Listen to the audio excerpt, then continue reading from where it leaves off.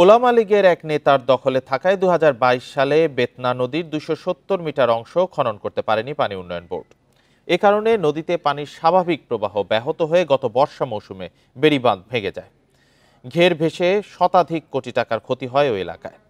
৫ই আগস্টের পর সেই ওলামা লীগের নেতা পালিয়ে গেলেও এখনও দখল করা নদীর সেই অংশ উদ্ধার করে খননের উদ্যোগ নেয়নি পানি উন্নয়ন বোর্ড। সাতক্ষীরার বড় নদীগুলোর একটি বেতনা। জেলা সদর, তালা, কলারোয়া ও আশাশুনি উপজেলার অধিকাংশ এলাকার পানি প্রবাহিত হয় এই নদী দিয়ে।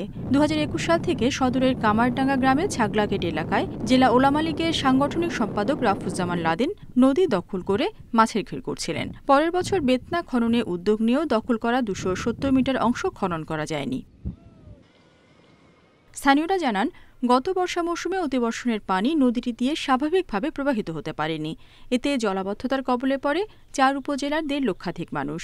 বেড়িবাঁধ ভেঙে মাছের ঘের ও সবজি ক্ষেত ডুবে কমপক্ষে ১০০ কোটি টাকার ক্ষতি হয়। রাজনৈতিক পট পরিবর্তনের পর এখনও নদীর খনন শুরু না হওয়ায় ক্ষুব্ধ স্থানীয়রা। নদীটা খনন করার কথা ছিল, কিন্তু এখানে একজন প্রভাবশালী নেতার কারণে সেটা সম্ভব হয়নি। সরকার চলে গেলি তখন ও পলে এলো, পলানির পরে ঘের সমস্ত জনগণ এসে মাছটা মেরে নিয়ে কাটাই কুটি দেয়। এই নদীতে এদিকে কাটছে, ভালোভাবে কাটছে, কিন্তু ওইদিকে যে খাজা নদীতে ওখানে এখনো কাটি পারি নাই। ওদিন তো জোয়ার ভাটা খেলে না। এখানে জ্যৈষ্ঠ আষাঢ় মাসে আবার এখানে আবার বৃষ্টির সময় আবার হলো যেতি, যার কারণে নদীটা খুব সংস্কার করা হলো প্রয়োজন। তবে দ্রুত কাজ শুরুর কথা জানিয়ে পানি উন্নয়ন বোর্ড বলছে, জুনের মধ্যে শেষ হবে ২৭০ মিটার অংশের কাজ।